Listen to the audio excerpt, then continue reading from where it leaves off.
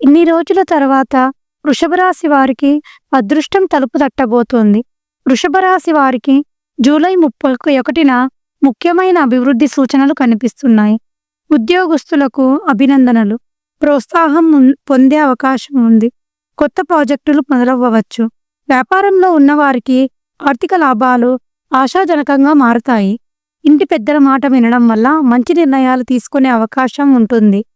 ప్రేమ సంబంధాల్లో దూరంగా ఉన్నవారు తిరిగి కలవడం ద్వారా హర్షదాయకంగా వాతావరణం ఏర్పడుతుంది. విద్యార్థులకు ఈరోజు చదువు మీద మక్కువ పెరుగుతుంది. చిన్న విషయాల్లో కొంత లాభం కనిపిస్తుంది. దీర్ఘకాలంగా ఎదురు చూస్తున్న ఒక పరిష్కారం నేటితో ముగియవచ్చు.